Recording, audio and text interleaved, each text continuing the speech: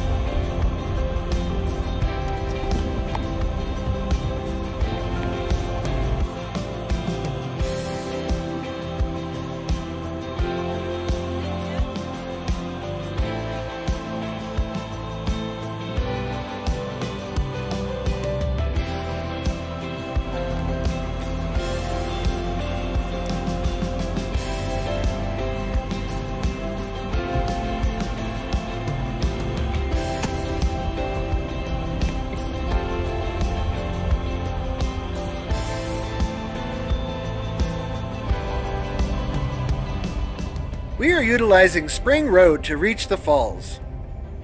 It is rough, but not terribly difficult. You do gain almost 1,000 feet in elevation in the first 4 miles, from 3,384 feet in the town of Toquerville to 4,344 at the highest point of the ridge before descending back down to the falls. Toquerville Falls are only 400 feet higher than the town of Toquerville, where we started.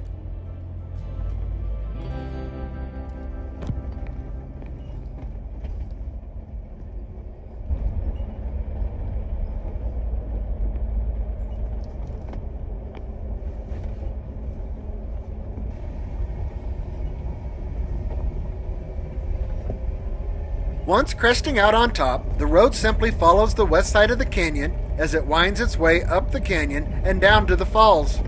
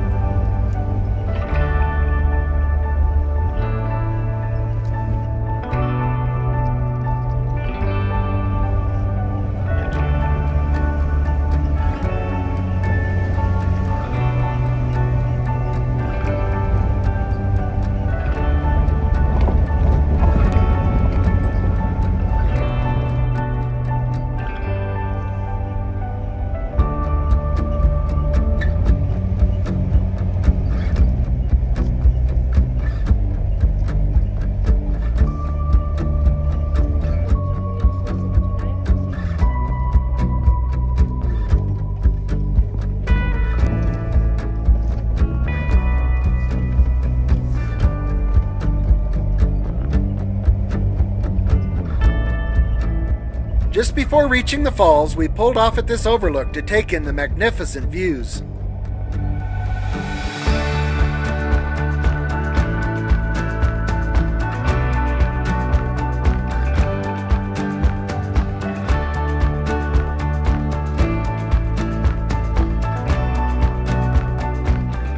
Leading the way again today are Lane and Marcia, still enjoying having the doors off their Jeep, Mark and Susan in the other gray Jeep JL, and Alicia, Logan, and I in our Jeep JK.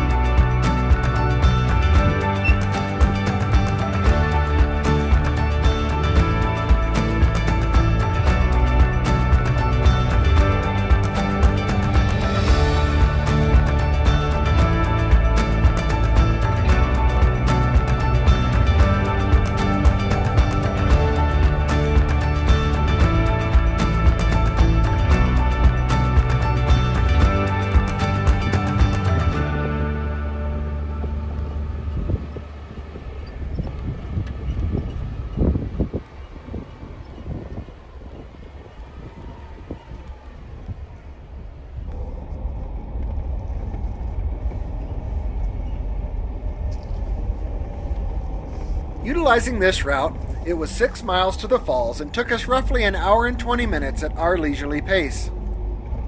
It was a little early in the day, but we decided to make this our lunch stop and spend some extra time enjoying this magnificent oasis.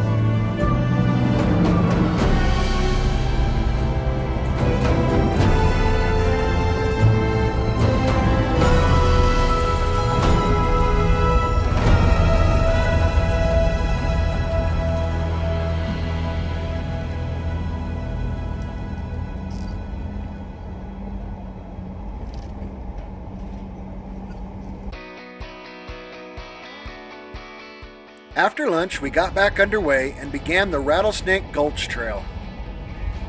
Enthusiasts only wanting to see the falls can retrace their tracks and return the same way they came in.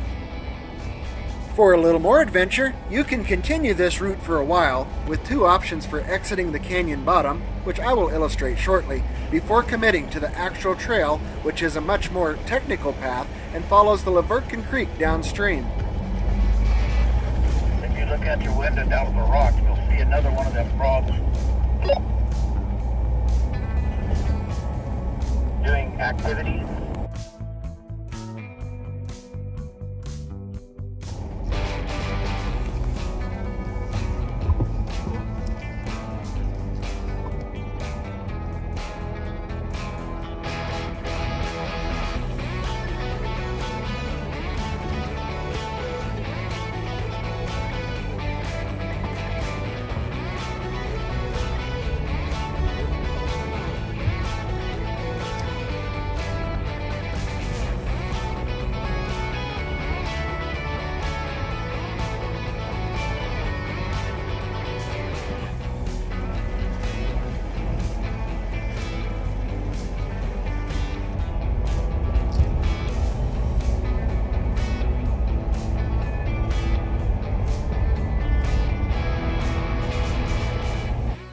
The first alternative for exiting the canyon, as I referenced earlier, is here. This is probably the easiest and most common of the two options out.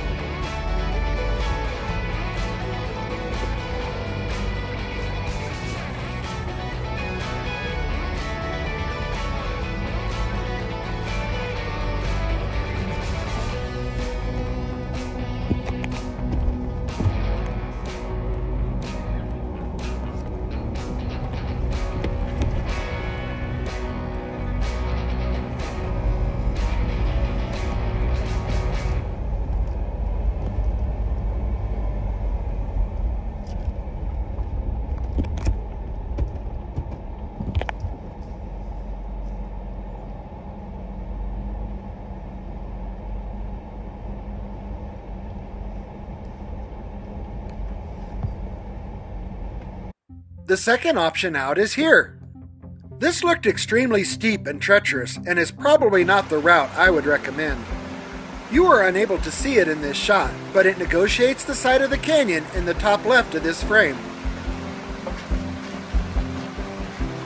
We are about 8 miles in now, and at this point, you are committed to the trail and the creek bottom for the next 3 miles as you continue to navigate downstream.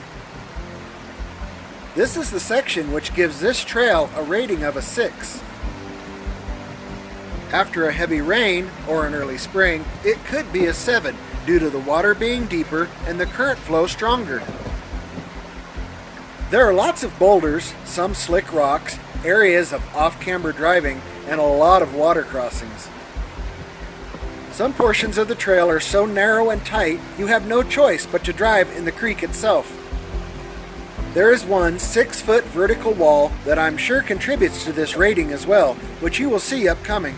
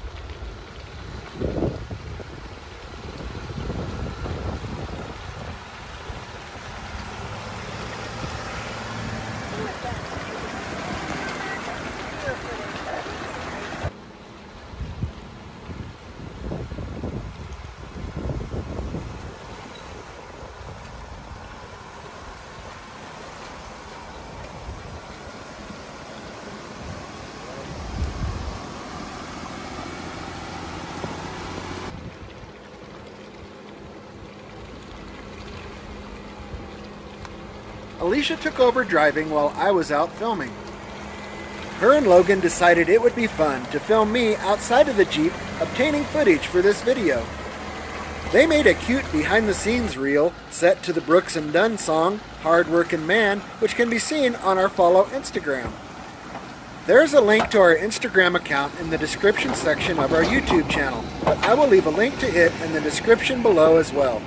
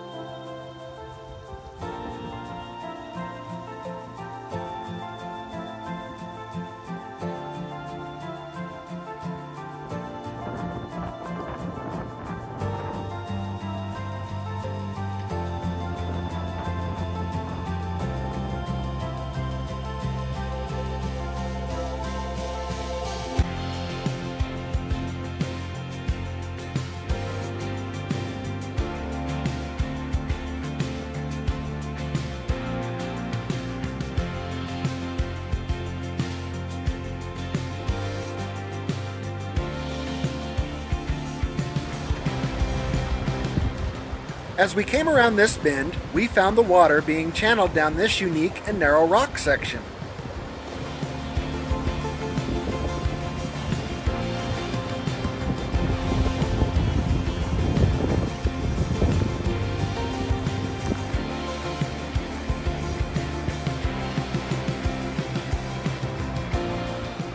The afternoon sun had brought the temperatures up considerably, and since I had been out filming, I was ready to get cooled off a bit. Lane nor I had planned on going swimming today, but we decided we did not mind the shorts we were wearing getting wet, so into the water we went. Show off our cans. With Logan's arm still in a splint, he unfortunately was not able to partake in the water fun. If you are new to the channel and wondering what happened to Logan's arm, you will have to watch the first video in this series of 3 to find out.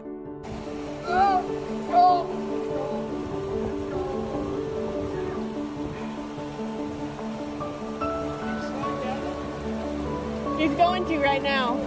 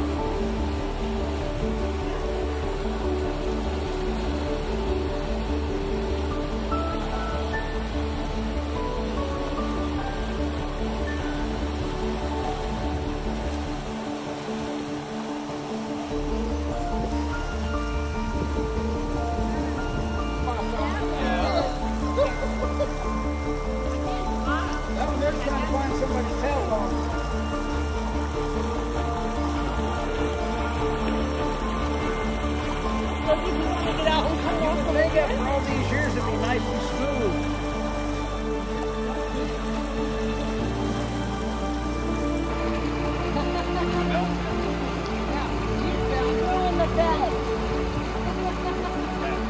Sacrifices had to be made. Sand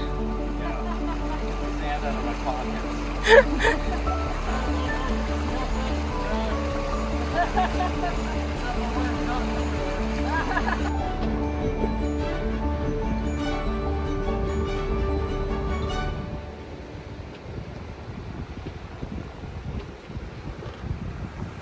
Well, that was certainly refreshing and a lot of fun.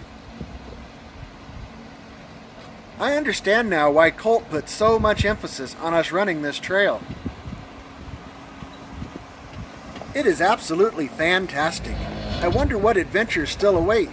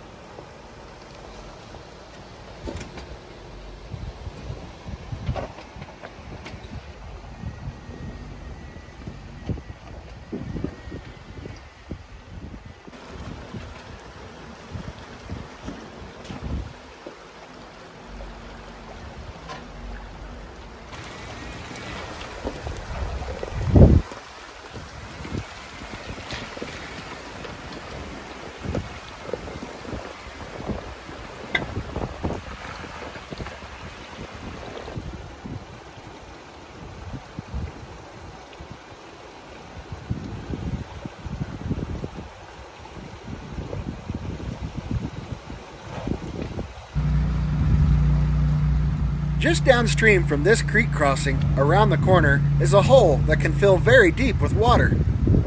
We have watched several Matt's off-road recovery videos of his crew rescuing vehicles from this spot. A lot of the time, the water is well above the doors and the engine is usually hydrolocked.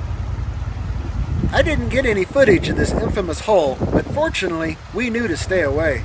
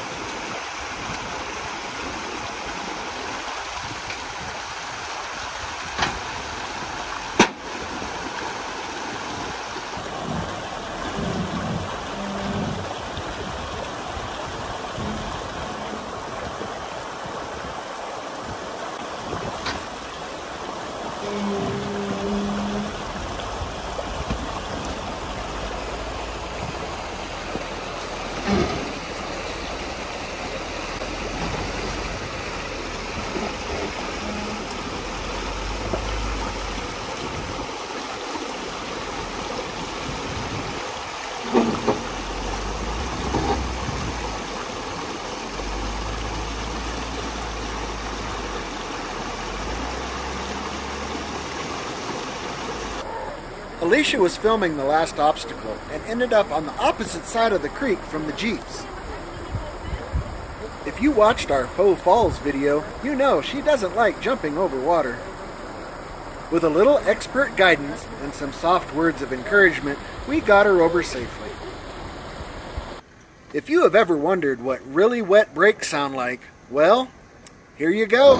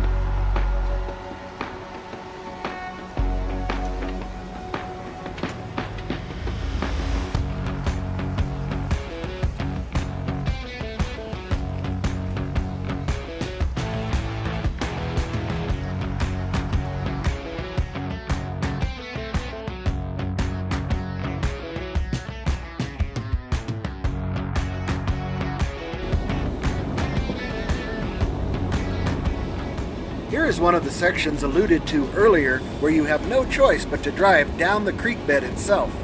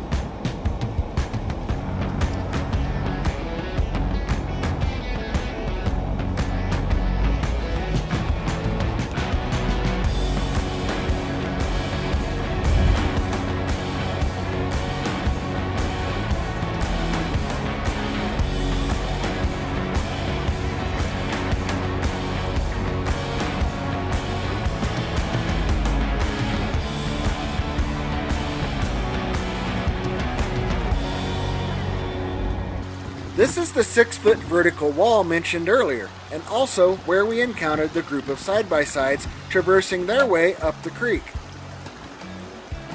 They were the only ones we saw through this rugged 3-mile section, and hung around to watch and cheer us on as we each tackled the wall one by one.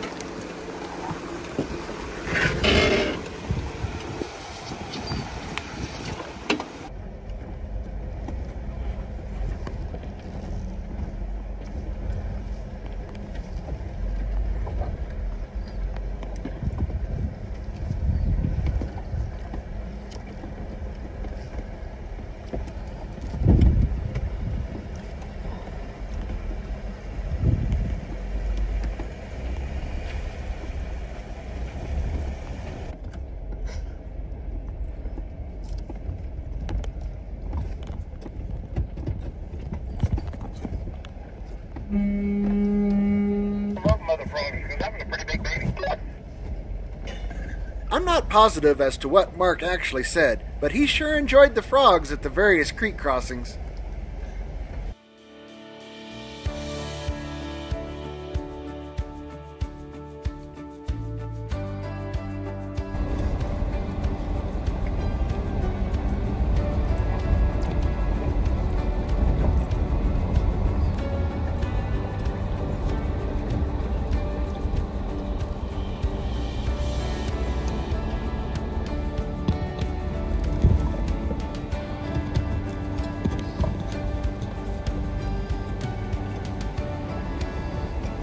At the 11-mile mark, we exited the creek bottom here as directed by our Onyx off-road app.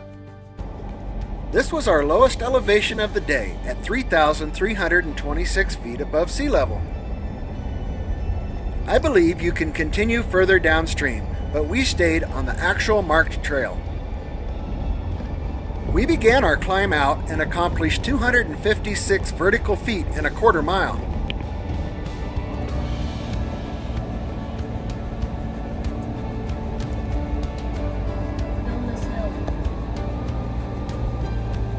Like we just climbed the hill.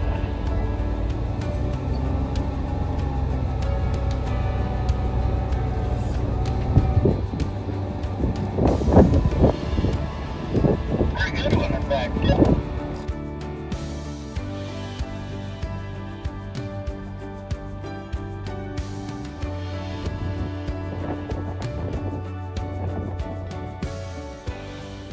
Out of the water for the first time in hours, it proved to be a little dry and dusty.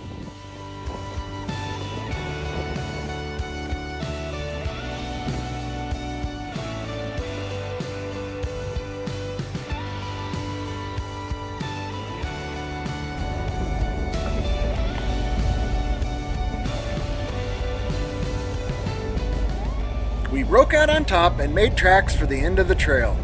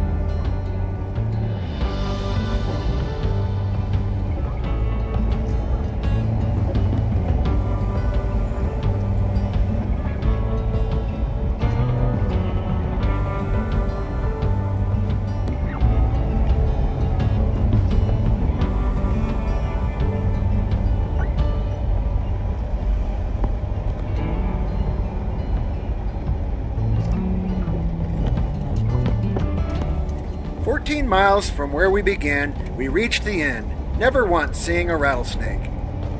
We quickly aired up and headed back into Hurricane. Lane had to pick up a part, but the rest of us stopped by to try to meet the local celebrity. The destination is on your left. Matt's off-road recovery.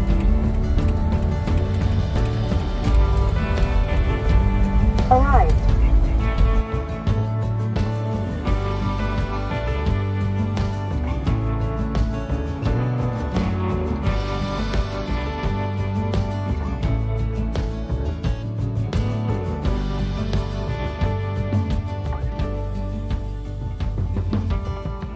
Now I have the privilege of knowing Colt, but I don't know Matt, so we just took the normal tour. I did get him to wave at me, with a puzzled look on his face.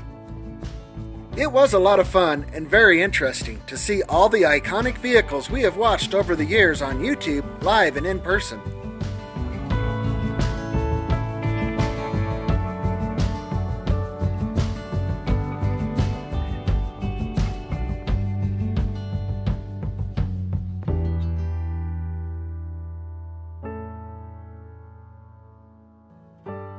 After dinner, we went back across the interstate from our KOA, this time to the Red Cliffs Recreation Area. We hiked up into the red sandstone and enjoyed the beautiful cool evening and amazing flowers. It was the perfect ending to a wonderful trip. We are abundantly blessed. We are also again extremely grateful for the time spent as a family.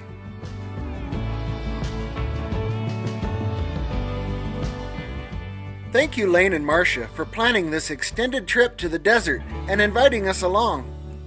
We absolutely love all of our adventurous friends.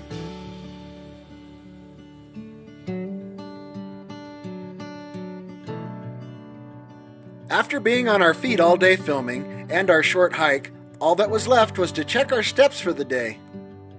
Please continue to like, share, comment, and subscribe. Thanks for watching.